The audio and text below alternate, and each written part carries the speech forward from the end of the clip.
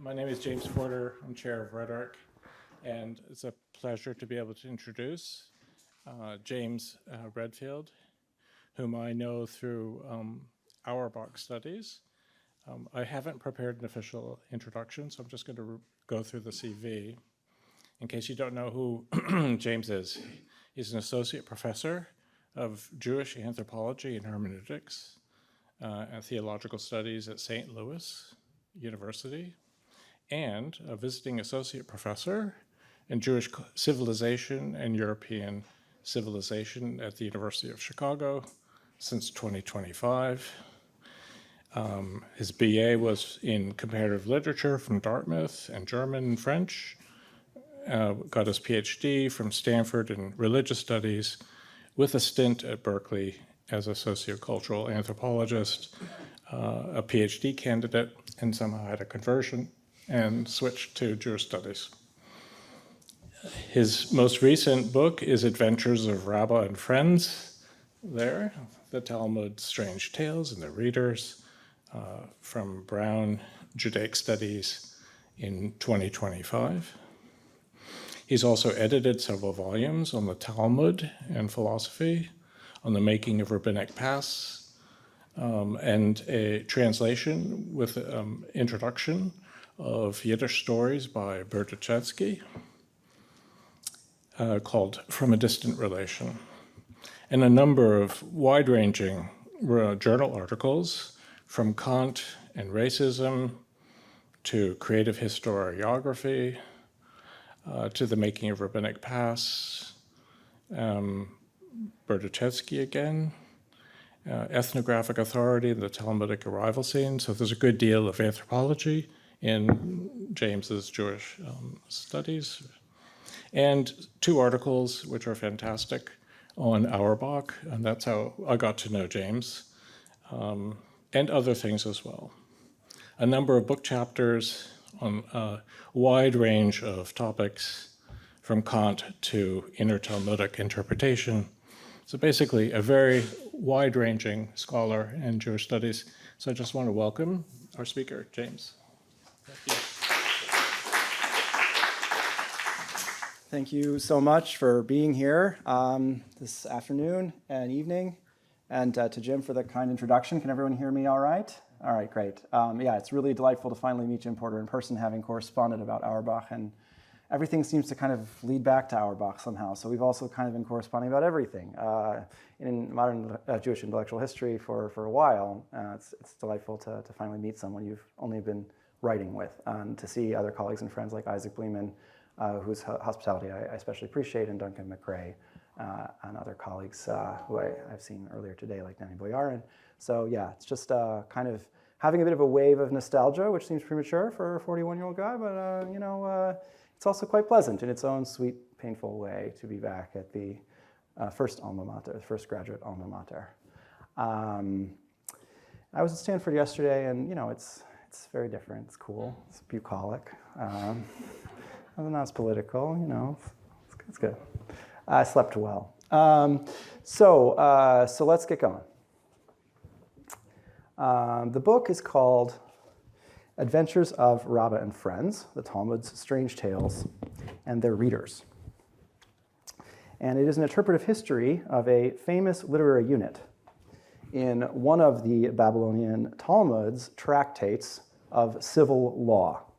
Tractate Bava Basra, folia 73a to 75b in the standard printed edition. That is to say, approximately 6 folio sides. So here's one of the 6. Although in fact, the history in my book ends a century before this edition was printed, so it is not the best witness to the text that any of the people in my story were actually interpreting.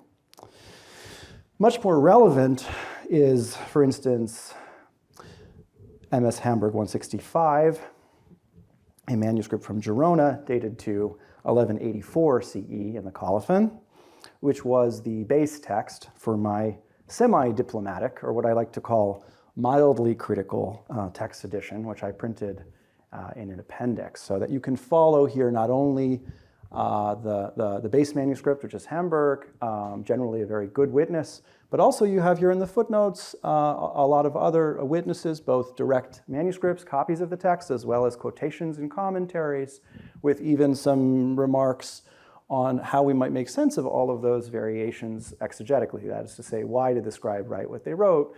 And it's not usually just a silly mistake, right? So what you get in the edition, which you also get in the corresponding English translation, is access in the book to kind of the full textual, transmissional life of this collection. And so in the English translation, I also translate the manuscript variants into English in the footnotes as well, so that you can go back and forth between the layers, so to speak. And you get a kind of clean reading, and you get a messier, much messier picture of the transmission of this particular text.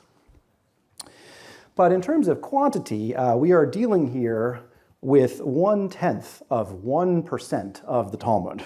So what makes this unit historically important is not its size, but its content. Our text is transmitted in this canon in the form of a two-part digression, which interrupts a quite mundane legal discussion of nautical commerce, contracts, and torts. This is the chapter Hamocher et Hasfina, the one who sells a ship, chapter 5 in most editions of the tractate. At its core, that legal discussion, the legal commentary, is a word-for-word analysis of an earlier law in the legal code, the Mishnah, a law which begins with the topic Hamocher et Hasfina, one who sells a ship.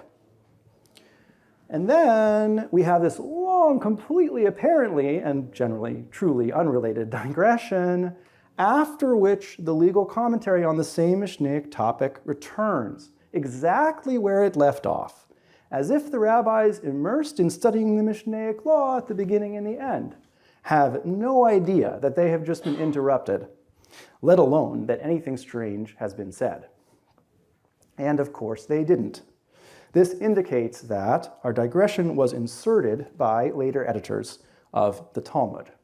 And indeed, precisely at the place where there was a lacuna or a gap in the legal commentary on the Mishnah. That is to say, where there was a word in the Mishnah lacking a corresponding layer of Babylonian commentary, as well as by other prompts, other cues, that is to say, association with the word ship in the commentary, and an even rarer word in the commentary which falls just below our text. So for three reasons: because there was a lacuna in the text they were commenting on anyway, and they didn't have a legal tradition about it; because the word ship appears in the legal commentary and the first set of stories is about sailing and ships; and because there's a particular word, butsita, which is a type of ship in the legal commentary, which sounds a lot like the word sutsita, which means a shoot of divine flame in the story that follows. Through sonic association, semantic association, and mere commentatorial kind of need to say something, we end up with this collection of wild tales, all right? And this is kind of part of what I argue is the oral logic, hence the importance of the manuscript variants and on tracing the transmissional history of the way that this text enters into this canon. It's redacted in place through this kind of complex combination, which I'm trying to indicate here with these lines, right, and these notations of how we get those three elements that I just described to you, crystallizing in the kind of entree to what is apparently like a radical break in every respect from what goes before and after. The text of our digression falls into two parts. The first part is a collection of wild stories, as I mentioned. The second is a selection of exegetical theology, or midrash agadah, based largely on a commentary to Job, chapter 41, and a homily on other verses from Job and Isaiah. And indeed, the commentary on Job proceeds in linear order through the chapter, commenting, as we were saying about the Mishnah earlier, on particular elements, particular halves of verses, and it's not preserved elsewhere. So it seems likely that they had a kind of homily on the theme of, guess what, the big sea beast, Leviathan, right? And they were like, okay, let's put this together with these sea stories, and then let's put this in the sea commerce chapter, because, right? But it's not actually as loose an association as it might seem, and that's one thing I'm going to talk about later. Okay. So this is the general description of the digression, the general anatomy of this two-part digression. In part one, take you now into the Adventures of Rabbah and Friends proper, is a collection of 21 fantastical travel stories.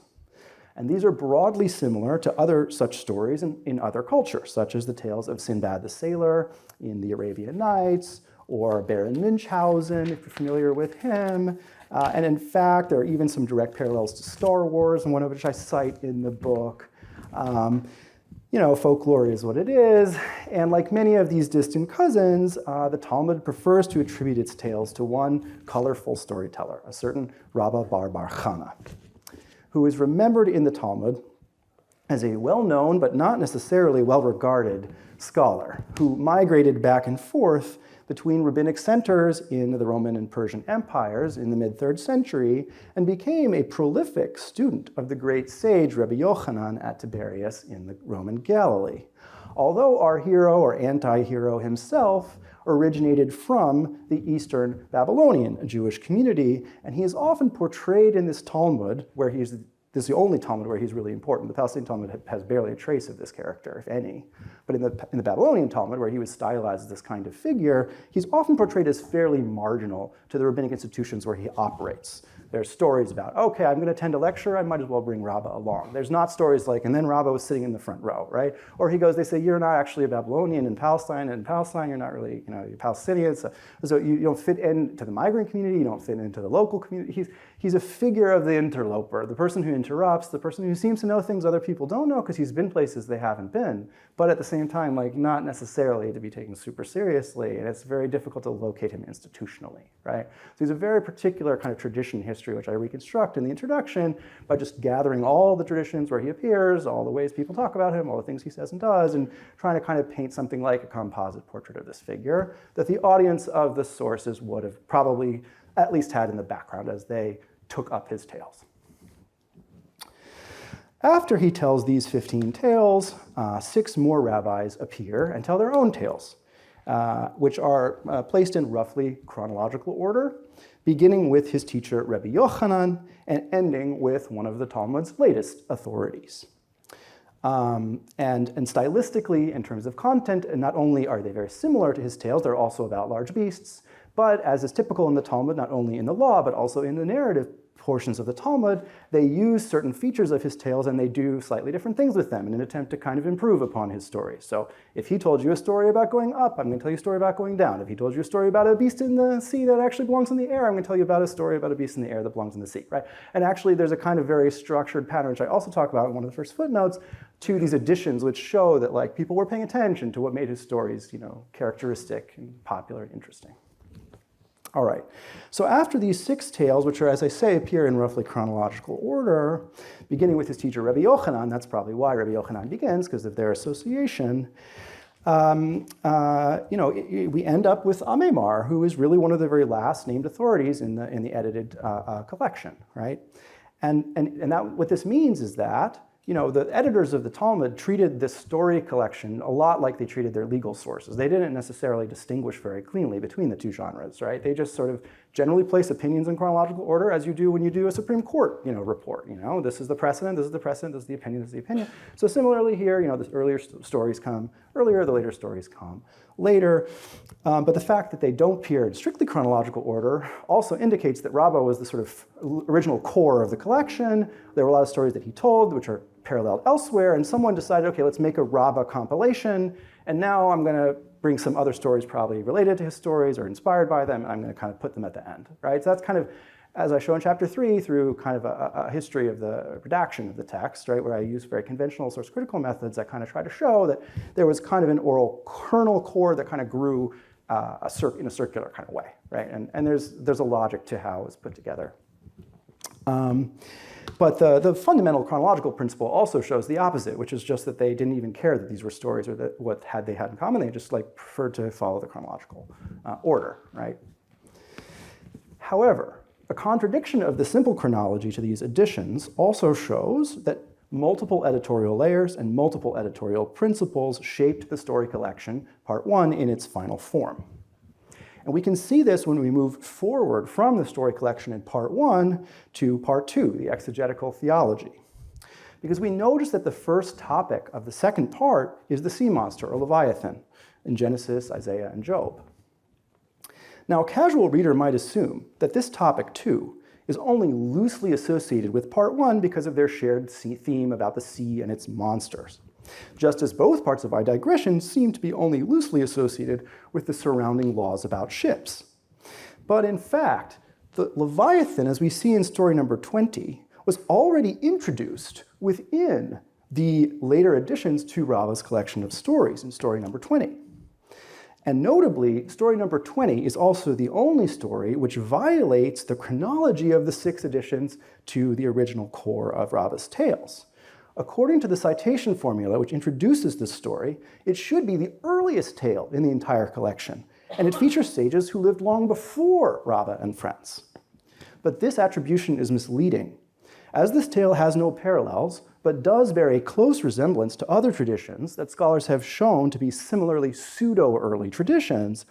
I suggest that, like those, it was invented by the editors of the collection and inserted here to form a bridge between part 1 and part 2, which begins with Leviathan. In other words, the editors did not simply compile these stories in chronological order, nor are the thematic principles that we find sufficient to explain their arrangement.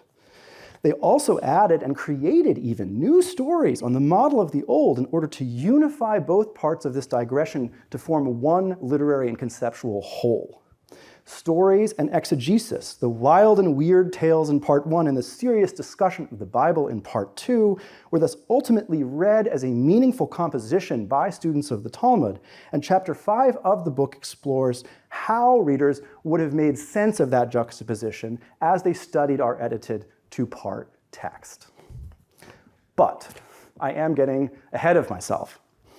Now that we see what we are dealing with, what does it mean? This is, after all, an interpretive history, which begins with the prehistory of the edited collection and ends with the Enlightenment, right? And I'm tracing different phases as the text evolves and as its interpretation evolves, which always go together. So for me, the best way to ask this question, what does it mean, is to ask to whom? In theories which inform the study of rabbinic literature, the audience, or what I call simply the reader as an agent of meaning, has usually taken a backseat to the text or its context. Historians do prioritize the audience, but by definition, their arguments are limited to the specific context where a specific audience encountered the text. By contrast, philologists and literary scholars of rabbinic literature are interested in the durable and plastic meaning of texts as traditions, which circulate across historical contexts. But when they look for the question of meaning, they tend to revert to the text itself and its author or its editor as the primary agent of meaning. So a conventional way to interpret the phenomenon I just described to you would be to say, well, the editors were trying to tell these crazy stories. They were interested in keeping them all together. Therefore, they used X, Y, and Z organizational principles. Those are consonant with other principles they used elsewhere in the Talmud. Therefore, the meaning of the story is what the editors wanted us to derive from the choices that they made, and it's kind of like their authors, and we're doing a reading. You can read it sort of as an edited composition. There's nothing wrong with any of those approaches, and in fact, that has been the dominant approach in the study of rabbinic literature from a literary point of view, to think about texts as redacted units of meaning, right? But it places so much emphasis on the agency of the editor that one of the things it obscures for us is the agency of the reader, and actually the way in which diversity and creativity within the same generation of readers, let alone across contexts, helps to fuel the traditional meaning of these texts, which gets passed down in different ways, and not necessarily by the same logic. Right? So we could also ask the other question, and that's what I do in chapter 5. We say, given that readers encounter these two texts, these two parts of the digression as somehow interrelated and yet it's somehow distinct, what kinds of connections would they have made between them based on the cues that the editors created when they put them together, which is a different question, right? From simply deriving the meaning of the text from those cues themselves, right? And that's what I'm going to try to explore in some examples we'll look at later. So if it sounds too abstract, I promise the rubber will hit the road soon. Okay, so this is the central methodological argument of the book, namely that by shifting focus to the creative interaction between the form of the text and its readers over time, we will better appreciate the diversity of interpretations that readers gave this unit and how they came to those different interpretations. That is, the hermeneutic frameworks, the interpretive frameworks which evolved in their hands, which they used to make sense of the components that they inherited. We will also begin to appreciate the ways in which, despite the gaps across these contexts, readers' interpretations may be surprisingly interconnected. In other words, this is an attempt to do rabbinic literature as comparative literature, modeled more on Auerbach's mimesis or Sternberg's poetics of biblical narrative than it is on the rabbinic literary or source critics whose work it ruthlessly appropriates. While it is quite true, as many scholars have shown from both of those perspectives, that the Talmud is not a slapdash miscellany, as Duncan and I have discussed in our discussions of Talmudic book history, but a carefully edited document with an intention and logic to its composition at smaller and larger scales of analysis. While all of this is true, I also stress that the editor's intention cannot determine any one reader's interpretation. Rather, editors left various pathways that various readers at various times were led to travel in their search for the meaning of our text. A text that is particularly strange within the Talmud, not so much for its content, as for its lack of a strong interpretive tradition or framework that might indeed have constrained its readers, and a text which therefore became a laboratory for interpretive experiments from generation to generation.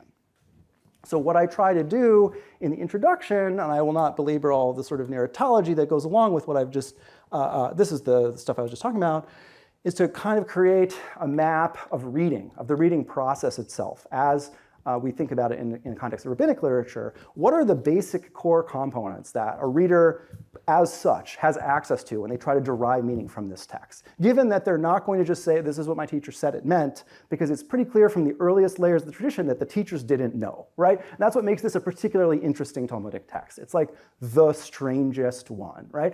Which means, okay, you still have ways of reading a text that are kind of available to you, and they're not simply, Talmudic specific, right? They're much more general, right? You have a question of who said it, right? In the early generations, that's the way that they try to solve the issue. They're just talking about the credibility of the narrator, like, Rabbi Bar Chana, everybody knows about him, right? He's not so great. Who is his teacher? Okay, but no, right? And besides, what kind of story is it? Well, is genre really what they use? I argue in chapter 1 that genre is kind of like a bit of a red herring here, that I think the reading process isn't like proceeding in that way, right? I think what we need to start with if we want to try to write this kind of comparative literature of rabbinic literature, right, about the Talmud as comparative literature is, go back to brass tacks and just theorize and just talk about, well, what are the components that readers consistently refer to at a general level, right? The teller, that's not just the narrator, it's also the person who tells a story in public, right, who gives a live performance of the story. Also narrators inside the story, right, because those are sources. So if I'm a teller and I say I heard this from a sailor, it might have very different credibility than if I say I'm a teller and I heard it from Rabbi Yochanan, right? Both things are kind of at stake.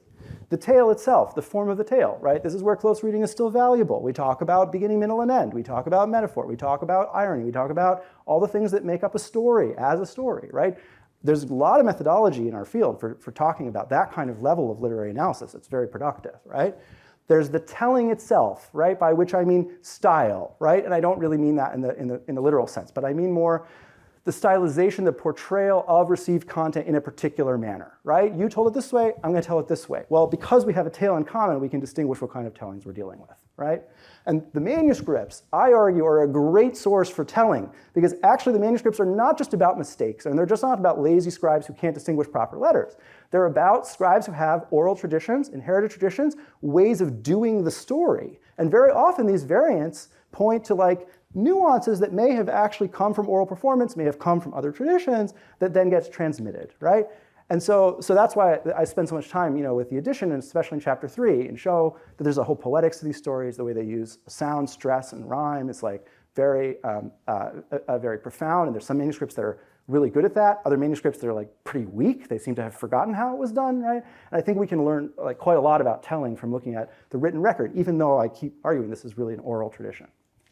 The collection, right? How do stories fit together, right? If I put this story first, how does it change things, right? Versus putting it third. If I create this link, like we were talking about before, between these units, how does that work? How does it work as a whole? How does it work in parts, right? All the things that make up not only collection as a as a literary feature, right? It's sort of an extension of the tale, but also the activity of collection as in itself a symptom of interpretation, a process of interpretation, right? Whereby I sort of am telling you, just because I anthologize Rabbah's traditions, that the salient features of Rabbah's traditions are strange things, animals, Rabbah, whatever it may be, right? So there's both sides. The collection speaks to both the interpretive process and the editing process, right? I think we can learn a lot from that. And then finally, canonization, right? The question of a canon. And what I mean primarily by canon here is a sort of library, an archive. What are the things that the stories are going to be read in relationship to? What is the valid horizon against which they're going to be interpreted, right?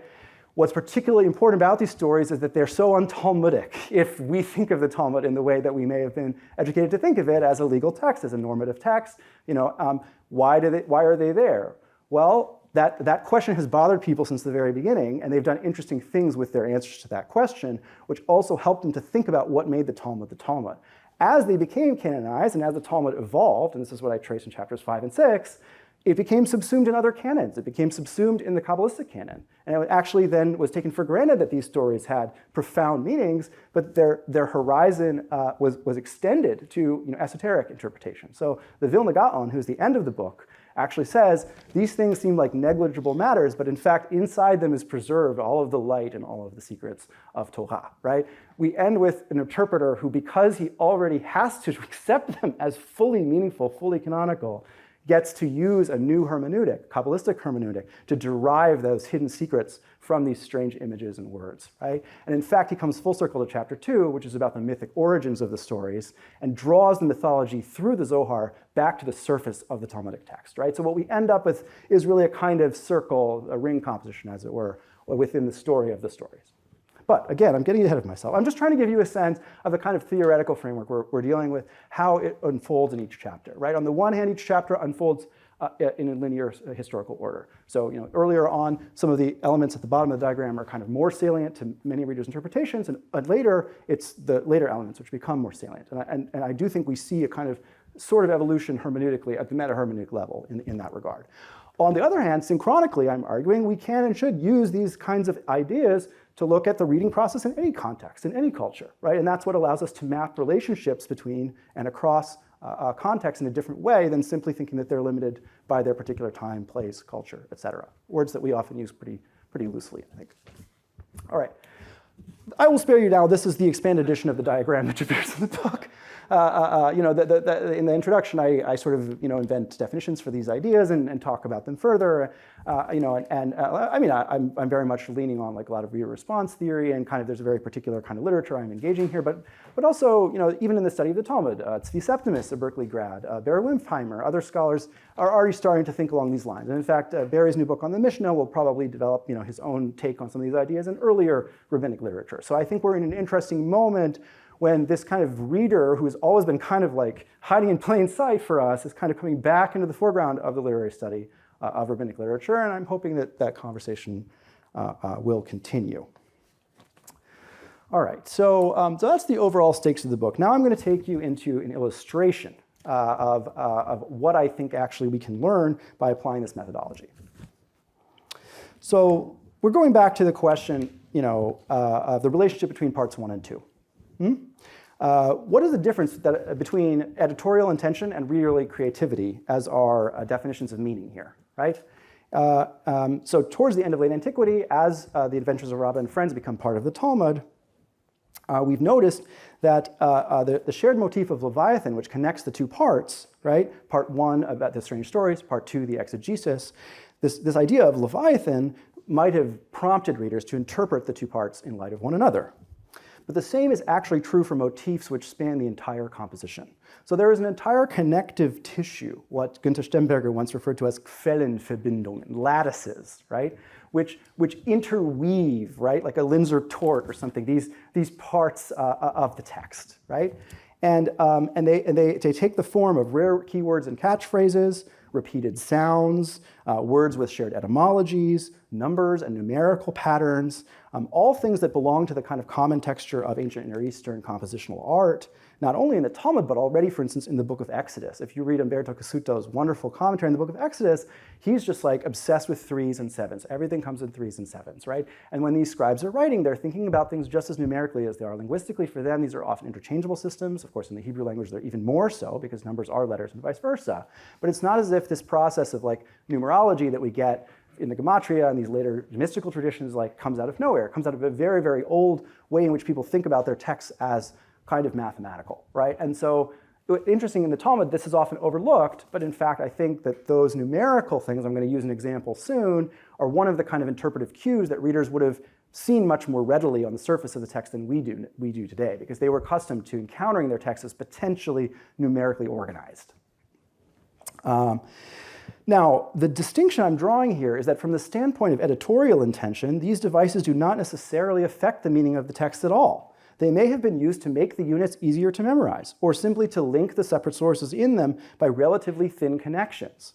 So from the standpoint of the editors, they may not be very important for the meaning, but from the standpoint of a reader, these literary devices call attention to parts or aspects of the composition which made it interpretable as a more integrated unit.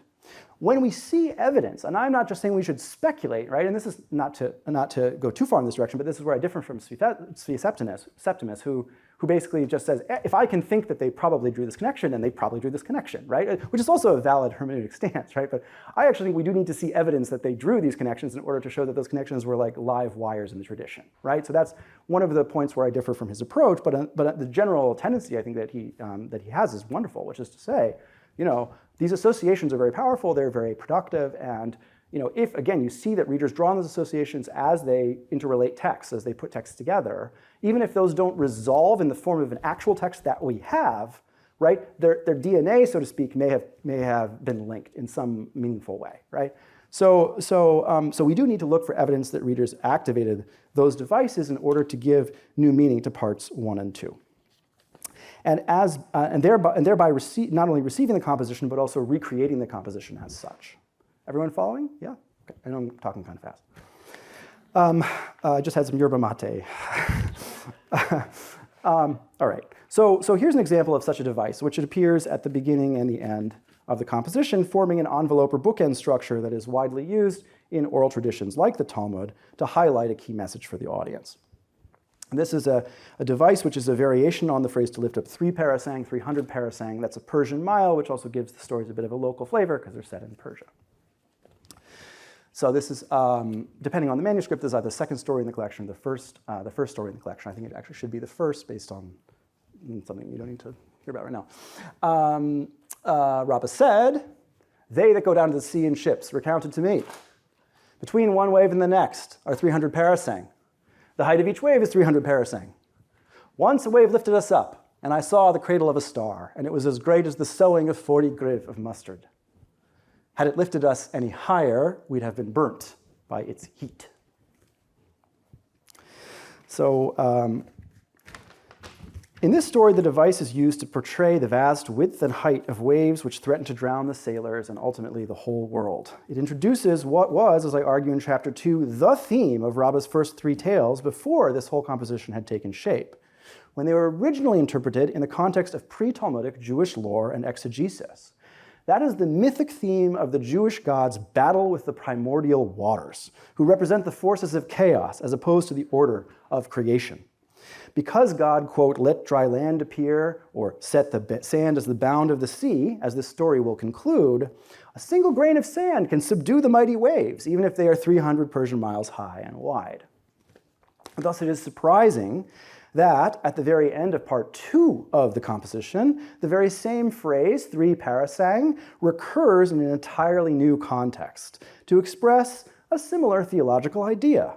Namely, that just as in the Urzeit, the primordial origin time of creation, so too in the Endzeit, in the Eschaton, will the Jewish God restore order and peace in a perfected and celestial Jerusalem. And Rabbah said, in the name of Rabbi Yochanan, in time to come, the Holy One, blessed be he, will raise up Jerusalem 3 parasang, as it is said, and it shall raise and settle in its place. Now the Talmud asks about the proof text. What is meant by this verse, in its place? The Talmud answers that it shall raise, that Jerusalem shall raise as high as its place, that is to say the base of the city, is wide. The Talmud reconciles its interpretation of the verse with Rabbah's tradition, asking, and how do we know that this, that is to say 3 parasang, is the width of the base of the city? And therefore, when it says in its place in the verse, and it says he will raise it, that he will raise it 3 parasang. The Talmud answers by proving this with another one of Rabbah's traditions. Rabbah said, a certain elder told me, I myself have seen the previous Jerusalem. That is, ancient Jerusalem before it was destroyed in 70 CE, which is not historically plausible. And it was 3 parasang wide, right? In some traditions, the elder is Elijah, okay? The elder is a very interesting figure in the Talmud. It's kind of like a deus ex machina. I'll talk about that hopefully a little bit later, too. So then the Talmud goes on. It talks more about the idea that the city will be raised up 3 parasang, but it won't be damaged, just like a cloud rises in the sky, right? So you see a lot, and I can tell, right, the wheels are kind of turning here. And what I'm trying to get you involved in is this process of saying, wait a second, 3 parasang going up at the end of times, it's actually safe.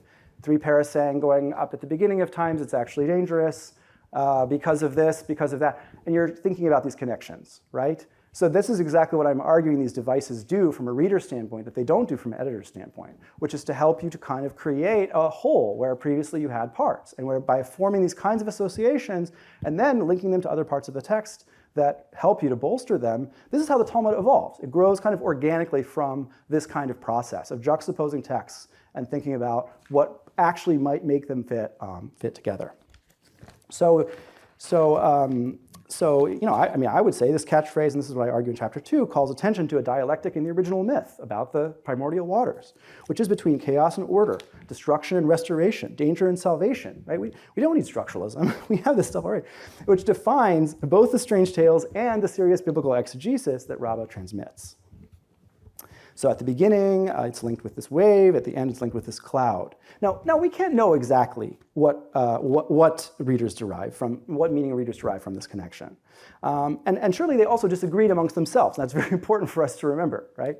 But we can know from the Talmud's anonymous rhetorical questions, which it asks in this section, what kinds of issues they were exploring, because those rhetorical questions suggest interpretations that are being confirmed, refuted, incorporated into the conversation.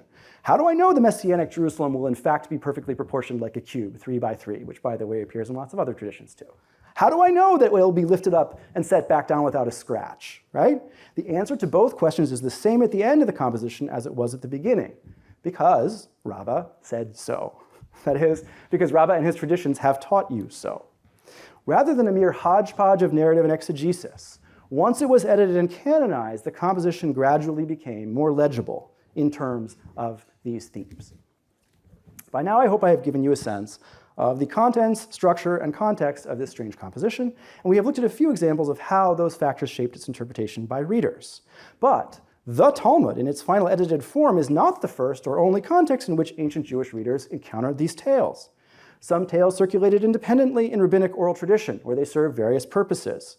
Others, usually they actually are just like data. Because how big is this? Well, Rabbah talked about this big thing. Now we know how big it is. And it's like similar to the name thing where they're like, are you credible? Are you not credible? How big is it? How not big? They're like bypassing the content because they don't have a tradition about the content, right? They just have some things they can do with the variables that are attached to the traditions that are useful, right? But they actually don't know what they mean, right? Then that is the strangeness of the tale. This makes them so productive hermeneutically. So that's how they were read outside of the collection. They're like data for big things. Other stories form smaller clusters that were read in light of earlier myth, as I was discussing. And furthermore, except for this quote-unquote early story about Leviathan, all the stories in part 1 existed before part 2 ever came along, right? That's why in chapter 3, I focus on how early readers derived meaning from the Adventures of Rabbah and Friends as a work of oral literature in its own right, with some interesting similarities to Hesiod's Sphragus, which is a sort of authorial digression within the poem, where he kind of interrupts himself and says, I will sing you the measures of the much roaring sea. I know nothing at all of sailing and ships, right? So similarly, kind of issues of credibility of the narrator, issues of interrupting, issues of talking about really big ocean things. There's something going on here with the digression as a literary form that I think bears further comparative conversation.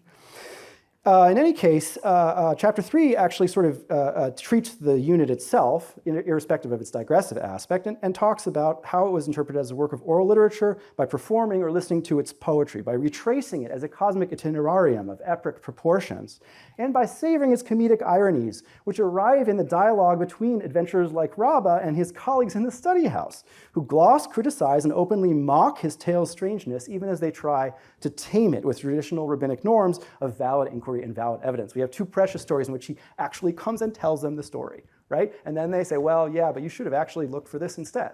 So this story is useless to us because it doesn't actually support the halakha. Oh, really? Is that true? Well, I think this verse actually disproves what you did. But no, I thought the story was actually relevant to a different verse he defends himself as saying, right? And in some of the manuscripts, you can see that defense is like put in his voice and it's not there earlier, right? So even as they're received in the study house as a sort of scene, right? This is where I'm interested in like arrival scenes, right? And how they kind of work as a genre. There you can tell there's like this kind of a sense of, well, what do we do with this? What do we do with this stuff actually, right? And just as the Talmud is not the only literary context where these adventures were interpreted, nor is the rabbinic study house their only cultural context. Rather, the depth and range of parallels that they share with late ancient Hellenistic literature, not only in terms of raw content, but also, and more importantly, in terms of genre markers and structural features, strongly suggests that the Talmud's collection of strange tales is historically significant as a site where Jews in the Persian Empire engaged Hellenistic literary culture. They did so with an ambivalence well captured by the title of Momigliano's famous book on the subject, that is, as alien wisdom.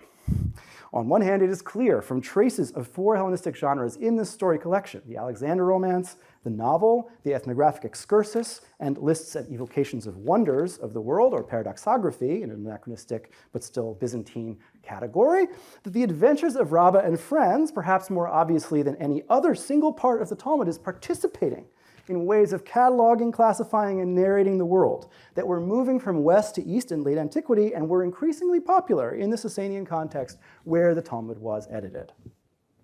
On the other hand, it is just as clear from the rhetoric with which the Talmud receives and transforms those Hellenistic genres that it does not passively incorporate them as if Jews were simply receiving the dominant culture, but on the contrary, reflects conflicts about them. As I argue in chapter 4, the late ancient cultural history behind these stories is not one of Jewish assimilation to Hellenism, which is not a thing anyway, but a history of curiosity about new ways of knowing the world, a history which conflicts with a traditional desire to defend the Bible and the rabbinic tradition against the seduction of these ideas, for whom Rabbah became a convenient figure and foil. So let me now briefly illustrate, and this will be our last little exhibit before I wrap up. Let me briefly illustrate how this tension in the reception of Rabbah's tales reflects knowledge of and resistance to some of these Hellenistic genres. This is the Alexandrian tradition I mentioned of wonder writing or wonder lists, which seems to have been a body of raw material on which authors in all of these other Greek genres were drawing, and particularly the novel and the Alexander romance, more characteristically late antique genres, often seem to also tell stories which depart from something like a collection, or at least a fixed description of one of these wonders, which is then made dynamic in various ways as it enters into a narrative context. And very similarly, I think it's quite likely, based on the fact that 14 of the 21 stories have quite specific wonders of the world in these Greek collections and Roman collections, that it's something similar was happening in the Talmud, where they kind of take these as their like hook, this point of departure, but then they narrativize them in various ways, some of which are also generically related, quite interestingly, to the ways that those Hellenistic sources became narrativized. That is to say, the itinerarium that goes from one place to the other, that goes in a particular direction around the sea, right, which is a very interesting thing. It's possible that there's like even more going on kind of just below the surface of the content and its structure, which is quite evident, evidently parallel, that I think bears further investigation. So not only are these phenomena paralleled, but it's actually it's the traditions of commentary and reworking of them, as I mentioned, not only narrative, but also the addenda that are added as the lists are passed down. So like little sort of footnotes that people put. Even some of the footnotes are in Rabbah's stories, but you don't think of them because it's like a Talmudic rabbi saying it, right? But actually, we're going to see in a second that some of the footnotes too, that's some of the later layers, end up somehow mixed together with Rabbah's adventures. Consider, for instance, the wondrous but deceptively calm waters described in classical texts as early as another Greek traveler to Persia, Ctesias, and cataloged in the paradoxographical collections, but also commented upon by ethnographers. And one of Rabbah's friends, by the way, in one of the stories, is an endographer, like Ctesias, the obscure rabbinic figure, Rabbi Judah the Indian, the only one called the Indian. They may have thought it was Ethiopia, but in any case, it's interesting not only that this Eastern profile of wonders in Greek collections is somehow evoked by this, and some of the stories Rabbi Judah tells are similar to the stories that Thomas, also an apostle to India, tells, right? But also this kind of exotica dimension where things are super big, I mentioned before, or things are like really perfect at the edges of things, right? That's true in a collection of the Talmud in Ketubot, where Rabbah figures as well, where he talks about the land of Israel. And a number of rabbis talk about the land of Israel in the West, from an Eastern point of view, as literally flowing with milk and honey. You know, you could just like drink it, right? So I think what is going on as well, in kind of as these genres move back and forth between the two rabbinic communities in the two empires, is a kind of use of like a tertium quid, right? Like the Hellenistic is kind of like a koine in a way in which you can kind of do things with your own traditions, right? And that's what I think is really interesting about this exhibit, is that we're going to see what you do. And sometimes it's really popular, and therefore you have to do something quite traditional with it. Okay, so here are two early stories of this water wonder I was talking about. The first one is in Herodotus, and it's part of this whole description of Egypt. But as to the sources of the Nile, none that conversed with me, whether Egyptian or Libyan or Greek, professed to know the sources of the Nile, except only the priest in the Egyptian city of Sais. He, I thought, jested with me when he said that he had exact knowledge. Remember, Herodotus is very good at issues of like evidence, right? Like, did you see it firsthand, secondhand? Did you hear it? These are also things that pretty uniquely appear in this collection of Rabbah stories. I myself have seen is his tagline. He uses it more than anybody else in the Talmud. Where did you get it? I heard it from sailors, right? So it's kind of weirdly Herodotean in a way that like you just don't generally see, because rabbis do oral tradition. They have a rabbi taught them something. That's not how these stories work. Anyway, Herodotus is telling this story, get it from his Egyptian source, and he says this pharaoh proved the experiment, that you can't fathom the source of the Nile, because he had a rope woven of many thousand fathoms length, and he let it down into the spring, but he could not reach the bottom. Thus, then, if the recorder spoke truth, he showed, as I think, that here are strong eddies and an upward flow of water, and the rushing of the stream against the hills makes the sounding line, when let down, unable to reach the bottom. Much closer to Rabbah, we have Pausanias in his description of Greece. I never heard anyone who was able to sound its depth. Nero himself, now it's Nero, now it's not a pharaoh, he made the experiment, taking every precaution to ensure success. He had lines made many furlongs long, these he joined together and weighted with lead, but he could not find the bottom. I was told too that smooth and still, and this is the new part, as the water of the lake looks to the eye, it yet has the property, right, which is what wonders have. These have these properties of catching, sucking down anyone who is rash enough to swim in it. The water catches him and sweeps him down into the depths. The historically significant point here is not that this popular story of a bottomless lake measured by a king was known to the rabbis. We know that because they tell the exact same story in a midrash from the Roman Empire, where they attribute it to Hadrian instead of Nero. So actually, even as a story, they had the source, right? But it's the way in which Rabbah's version of the story both absorbs unusual elements from Hellenistic versions and judges them with very different rhetoric that is interesting here. And Rabbi Bar Chana said, once I was traveling in a ship, and I saw a certain bird who was standing up to its ankles in the water, and its head reached the firmament. We thought the water was deep. We meant to go down and cool ourselves off. A heavenly voice appeared and said to us, "Here you mean to cool yourselves off? For a carpenter's adze fell 7 years and has not reached the bottom, and not because the water is deep, but because the water is forceful." Notice that both of the wondrous properties of the water in Greek authors, first, the fact that an object lowered into it cannot sink because of its deep and powerful currents, as Herodotus says, but second, paradoxically, as we find in Pausanias, that its clear and limpid surface tempts travelers to go for a swim and drags them down to their deaths, are neatly compounded within the second paragraph of our story, which recounts Rabbah's inner monologue as he foolishly plans to go for a swim and is fortunately corrected by the bat kol, or heavenly voice, which is a common deus ex machina device in rabbinic literature. And because it's a heavenly voice, it also helps to solve the problem of sources and attribution. So you can take something that you really don't want to attribute, or you don't know actually who it's from, and you just put it in this kind of like heavenly deus ex machina thing, right? And that you see this use of the heavenly voice elsewhere as well, right? So particularly, this heavenly voice is kind of Pausanias, honestly, right? So it's as if the Talmud has learned about this wonder, but chosen to describe its properties in a different way. So the differences are more important than the similarities, right? Why is there a king's rope, and not a king's rope anymore, but a carpenter's adze, right, an axe head? And why is there another wonder, which appears in other Hellenistic collections and has been incorporated here, or at least is paralleled, but had nothing to do with the original story, namely these giant birds who seem able to stand in the water firmly and thus conceal its hidden currents, right? A great Wissenschaft des Judentums, you try to see how they deal with these stories, it's amazing, because it's like, oh, when rationalism meets these stories for real, it's even more surreal. Someone says, well, they're clearly pelicans, It's like, okay, all right, great, thanks. So the differences between the versions are more important than the similarities. Like other signs of reception of Hellenistic genres in our composition, they show an attempt to domesticate alien wisdom in terms of more traditional exegesis and authority. In a sense, this rhetoric is right on the surface of the Talmud's version. Note that the heavenly voice can hear inside of Rabbah's head as he plans to go for a swim, right? He said something like, Bayinu litznui nafshechan. We wanted to go and refresh ourselves. It says, Hacha bayitu litznui nafshechan, right? Here you want to go and refresh yourselves, right? So it's a dramatic irony, because how could it hear it? Well, this heavenly voice creates an irony which is a gap in perspective from the reader's standpoint between the divine point of view, which we, the reader, share and knows about the wondrous properties, and this hapless adventurer who puts his trust in reason and the evidence of his eyes. We thought the water wasn't deep. It's not that he doesn't have a justification. We saw the thing, we thought the thing, we were going to do the thing, right? But no, from a divine point of view, right, from the kind of omniscient narrative point of view, we know what the thing is, right? And we know what you're thinking, and we know you're wrong, right? So the rhetorical effect of this kind of manipulation of sources is really interesting, really sophisticated. And it's paralleled in another reception here. Okay, similarly, the Talmud's new motifs domesticate the Greek wonder in terms of scripture and exegesis, right? The carpenter's adze.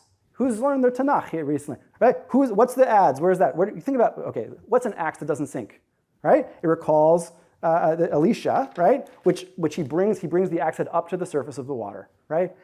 And why does he do that according to another rabbinic tradition? Because he's so good at Torah exegesis. He knows so much Torah, right? Similarly, these giant birds which stand up to their ankles in impassable waters. They not only recall the very same phrases and imagery in the prophetic vision of Ezekiel, but also are interpreted in a comment that is now attached to Rabbah's story as quite familiar characters in Jewish mythological tradition. So Rav Ashi comes along, a century or more after the story is told, and he has something to say about it. He says, that, namely the giant bird, is Yisadai, as it is written, and the wild beasts of the fields, Yisadai, are mine. This later authority, Rav Ashi, supplants Rabbah's account of the wonder with an oral tradition about the legendary Ziz. So just as we said, Leviathan is the sea monster, right? Behemoth is the land monster. Ziz is the air monster. They're all primordial, and if you're really good in the eschaton, you get to eat them. They also like to fight. There's a kind of gladiatorial contest in one of the midrashim between them, which the rabbis use to kind of imitate and also subvert the idea of gladiatorial games, right? So there's a lot of stories. Everybody knows about the Ziz. Everybody loves this. So he's just kind of glossing or tagging it. He's like, oh yeah, another thing we know about the Ziz. Great, right? Very different sort of interpretation. According to him, the birds Rabbah saw are not wonders of the world at all, but well-known data of Jewish folklore. God himself says that these birds are mine, or with me, imadi. And interestingly, in another identical midrash on this word, in a totally different context, it actually means amudi, which means my pillar, right? So if that's the midrash here, if he's saying amudi, not only imadi, but amudi, that would make sense, right? Because the birds are God's pillar. And that's why they can stand firmly in the firmament despite the turbulent waters, even as their heads reach up to, they stand firmly in the water, even as their heads reach up to the firmament. In other words, from a later reader standpoint, imagine now you're a student of Rav Ashi, right? And he's the kind of authority on this. He accounts for Rabbah's observation of the wonder without ever needing to travel anywhere or read or see anything for himself. Everything in the tale is already contained in Scripture. Right? At most, the strange story becomes a supplement to Jewish oral tradition about wonders from the Bible itself. A bit of wisdom, to be sure, but no longer alien, right? And again, there are many other illustrations of this. I will spare you those, but essentially there are other ways in which it is an exegetical kind of tendency that sort of subsumes the visionary experiences and knowledge that Rabbah transmits. And actually, there's a story in part 2 about a bad disciple who doesn't believe Rabbi Yochanan's midrash, right, Rabbi Yochanan being Rabbah's teacher, and goes out to try to see it for himself, and then he believes it, and he comes back and he says, I've seen it with my own eyes, now I believe it. And Rabbah essentially says what Jesus says in the story of the doubting Thomas. He says, blessed are you who believe and don't have to see, right? And then he looks at him with his eyes and turns him into a pile of bones, right? So there's a lot going on in the story, but the general idea of vision as a source of knowledge, autopsy, right? Empirical knowledge, knowledge gained from travel, knowledge gained from experience, as opposed to what? Tradition, tradition, tradition, right? This tension runs in many ways through the internal reception of the stories in the academies. All right, I've spared you, so much as a mention of the other arguments in the book. For instance, chapter 4 is further forays into the casting of Rabbah and friends as anti-heroes in the model of Alexander the Great. There's lots of fascinating kind of parallels with Alexander romance here as well. And there are also ways in which they function as proxies for Lucian's play of novelistic truth and fiction, and figures for the temptations and dangers of visionary claims to knowledge, alluding not only to Herodotus, but also, as I mentioned, to the doubting Thomas.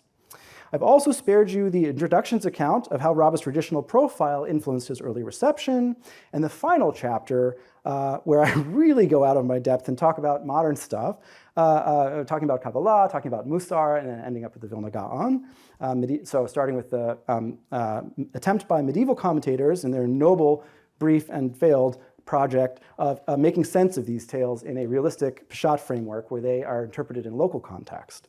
And then moving forward to Maharsha and midrashic interpretations of the tales in the later medieval sense and early modern sense, and then we end up with these kind of Kabbalistic writers.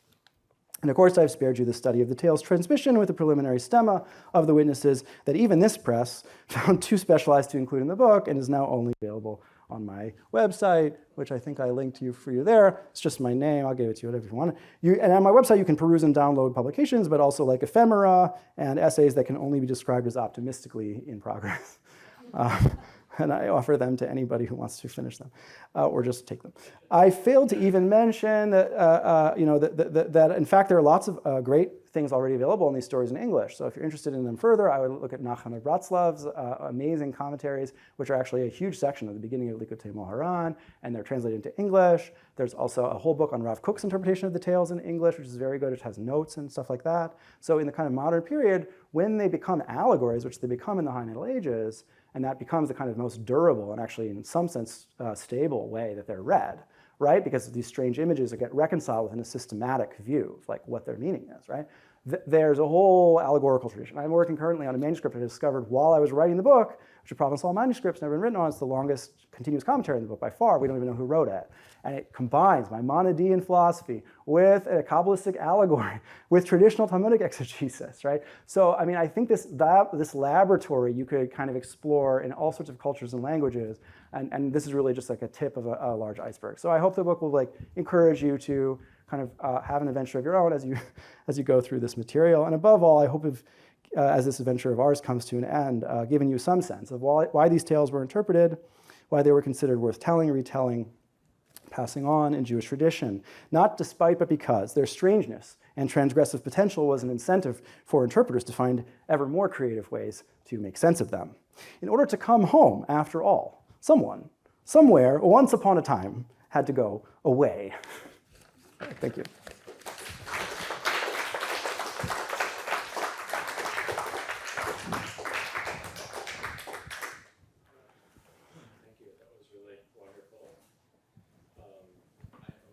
Anyone has any questions, you'll accept questions. I welcome, eagerly welcome questions, yes. Could I just start with one? Please. Which is not my area, but would you say that the editors are the first readers? I'm trying to figure out how do you extrapolate readers, but aren't the editors themselves, or the compilators, readers in the first instance? Absolutely. I don't know, they're certainly the first sort of generation that we might like say we have evidence in the editing for the way that they were reading their sources. I think in chapter 2, as I try to show, there's also kind of pre-compilation reader that we can hypothetically reconstruct based on the fact that so many motifs that are clustered here circulated in other midrashim earlier on, and therefore when people were encountering this, assuming that they just knew the basic mythic archive, that they had like ways of reading it already, but those readers are purely like hypothetical, right? Whereas the editors are like the first, and there isn't really just one generation of them. There are many, many, many generations of editors. There's editors of the kernel of part 1. There's editors who add the beginning and the end. In fact, editors who stitch them together, and editors who, right? So this is like one of the main like arguments that I'm trying to make with the reader is not so much saying that editors meaning or intention and attribution of meaning is not important, or that that's construct is not important. But we need to broaden it, because like typically the Talmud is studied like archaeology, like there's just layers. It's like layer 1, layer 2, layer 3, and they kind of go up over time. And so the method is usually to say, well, layer 3 kind of predominates in like our sense of the meaning because it changes layers 1 and 2. We can think about the relationships between layers 1, 2, and 3 kind of internally, right? But like in a way that eclipses the fact that also at layers 1, 2, and 3, there were people reacting to layers 1, 2, and 3 whose further reactions were then incorporated in various ways, maybe skipping layers, maybe going from 1 to 3, maybe going backwards, right? So it's just a much more complicated kind of like model that I'm trying to like develop, and that's not fully worked out yet. Yeah. You have to speak into the mic so that it's Sorry heard. to make you run around, Jim. Thank you, James. That was thrilling. I'm not sure I've heard that many words in 50 minutes recently. As often, in fact, not for the first time, after listening to you, I want to go and study. I want to go and study the text because you make it compelling. My question comes from a deep ignorance, as always with such matters, which is about the metaphor of the Yam HaTalmud. And I'm interested in that a little bit in general, right? Because there's something so tempting. It's like these are sea stories, and what you show is that there's not a sea. There are complicated logics. So I'm a little bit interested in the origin of this metaphor of the Yam, of the sea, but also part of this leads into the question of how representative you think this sugya really is, because it is, it's like strange stories. And it seems to me that you take it as representative, but I'm not totally sure like where you stand on that. Yeah. Great. Okay. Well, keep the mic because I'm gonna have more questions for you.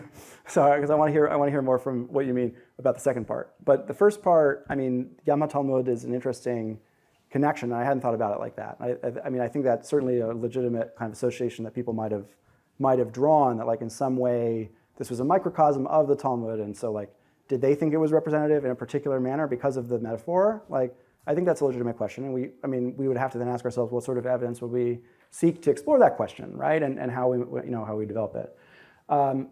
I think the sea is important. These are not all sea stories. The cosmology is quite interesting.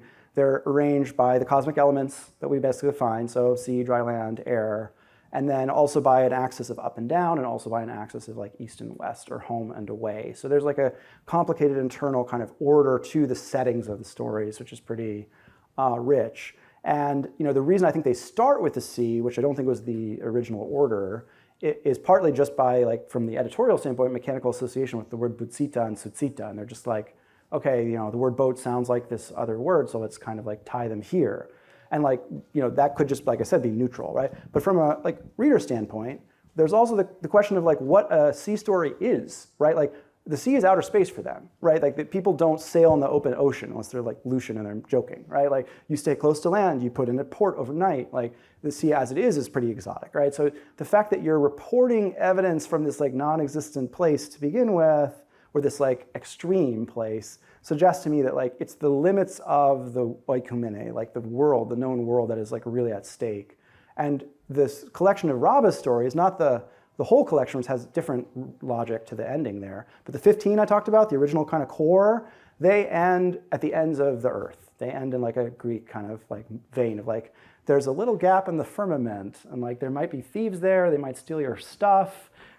This is where the Midrash Pirkei Eliezer says that evil enters the world. God left it open also to prove that God created it, so that like only God could close it, right? And this is a very old myth, right? Like this idea that there's like a little like wrinkle, the cosmic. So the point I'm making here is that like I think in this particular context, like sea qua sea as like an image is like tied to that question of limits.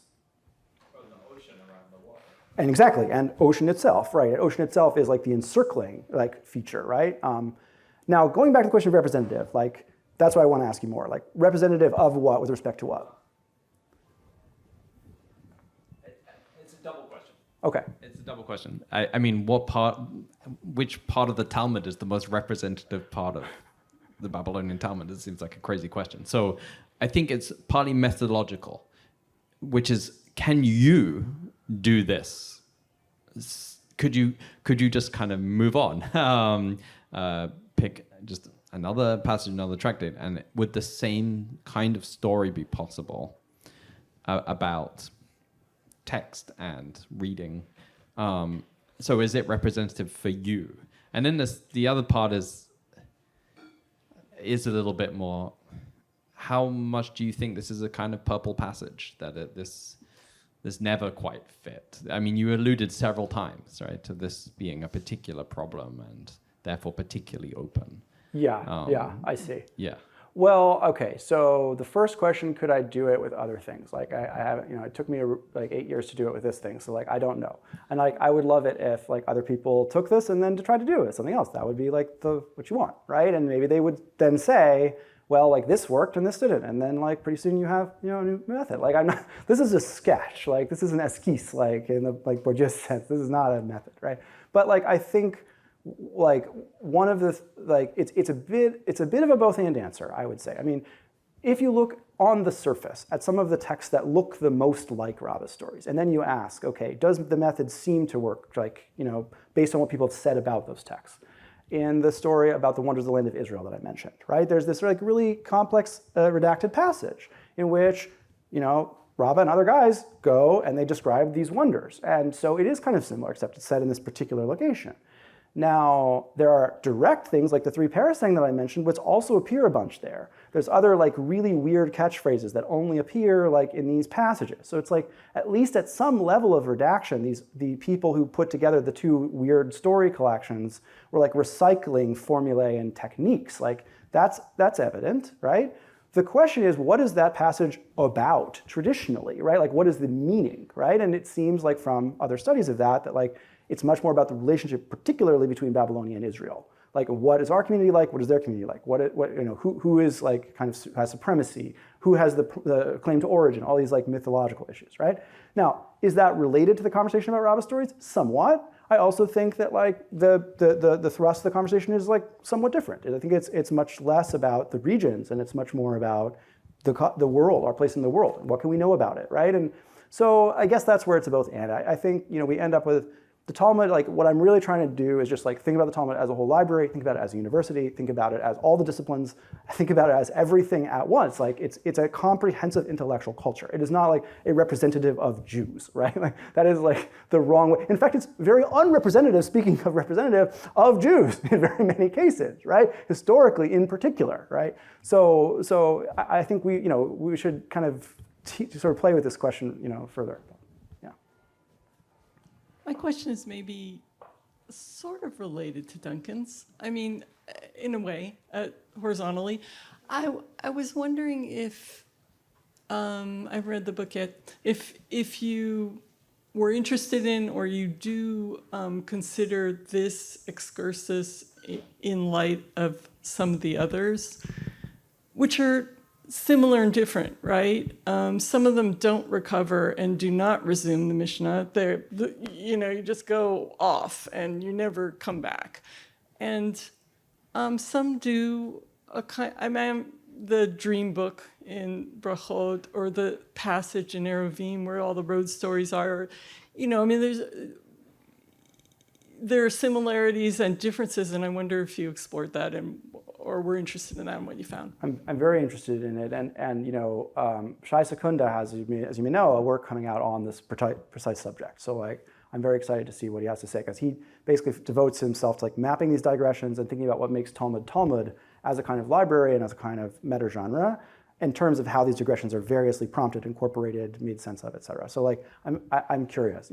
I will say, yes, I have thought about it a bit. I mean, because of the way I chose to organize the study, I only devoted attention to it in chapters 2 and 3, particularly in chapter 3, as a question of I discussed about how does it start, how does it end, how is it connected, and what is the relationship to the surrounding legal content, right? Because this leads back to this fundamental question in Judaism, like halacha and agadah, like law and narrative, or whatever we want to call those categories, right? Which is certainly not like a late ancient like idea. It's really something that we get through medieval authorities. But nevertheless, obviously, the fact that we're dealing with one type of thing and then this other type of thing was meaningful in some way, right? And I think it's intriguing. I would just put it this way, that first of all, the digression might be a literary form of its own, and it might have, been actually pretty plastic, right?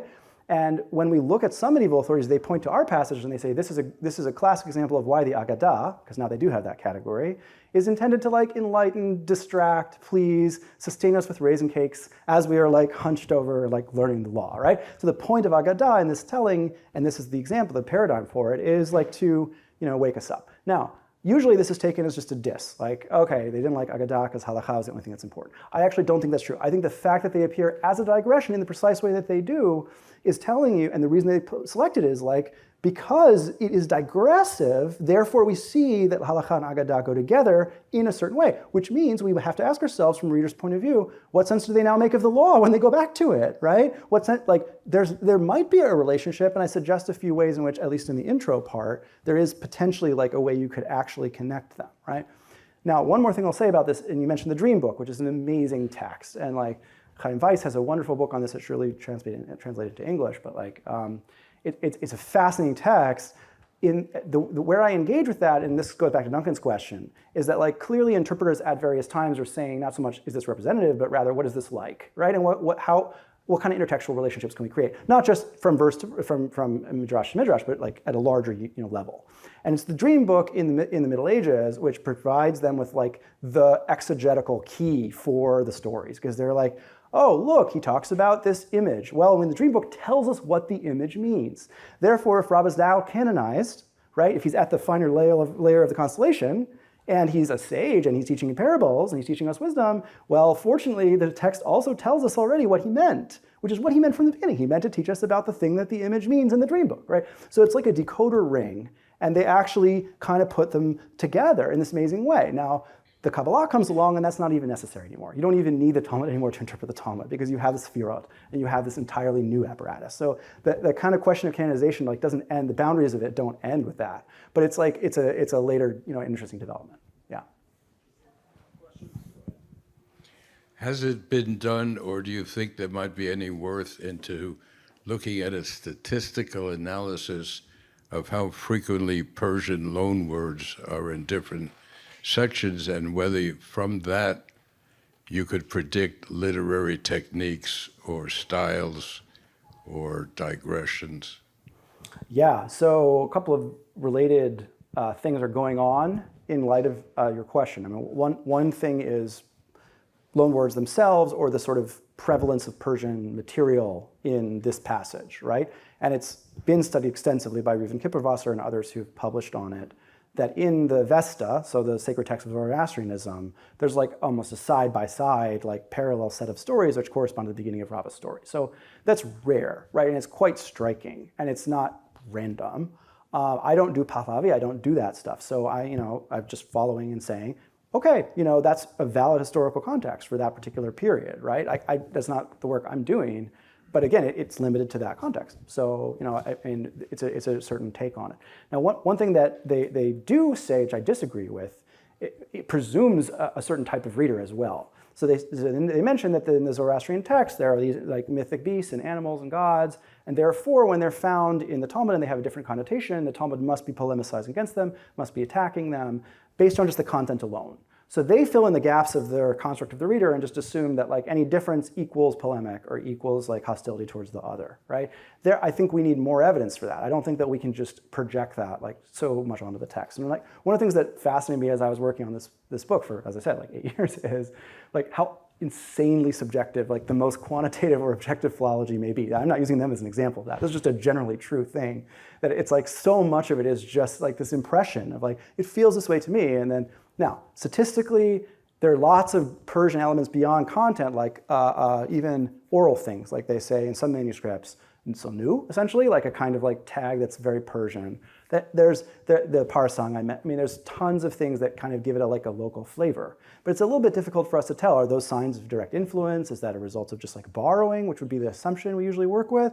Or is it just a literary thing? And some versions have, some versions also don't have them. That's why the telling is such an important variable in its own right, I think, which is that it's something that different narrators use differently. So I'm very, very wary, even though we find these striking parallels in Zoroastrianism, even though there's all the Hellenistic soup I was talking about, of like thinking about things in terms of influence or in terms of hierarchies. Like I think like these are creative, creative people, and they're doing all kinds of things with their culture.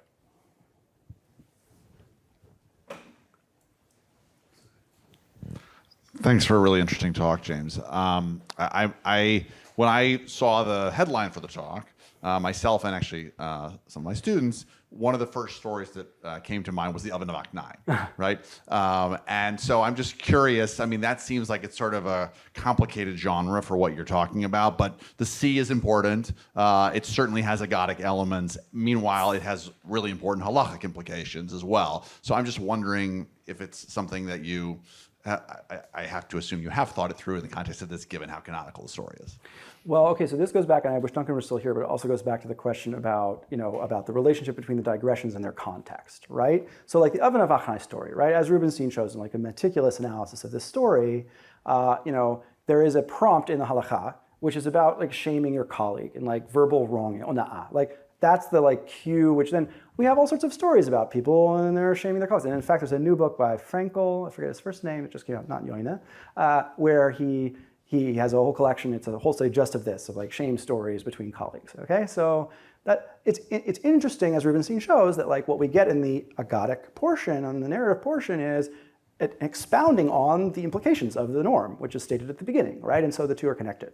So there it's like a digression, but it's also more like a set piece which ties directly back to like the specific things, and even the order of ideas is somewhat similar in the story and the law, right? It's like that's different from what we're dealing with here, where we have a kind of like almost a rapid about face, which is like kind of thinly linked, but then we have to ask ourselves like, well, what is the salience of the disjuncture for the audience? Like, why does it matter to them that it doesn't fit together as cleanly? And is this just like sloppiness, or is this for them actually meaningful, right? So that's again where we stop thinking about this in terms of like editorial mechanics, and we start thinking about it more in terms of reception. Last chance for questions. I think you've convinced everyone. Read the book. Thank you.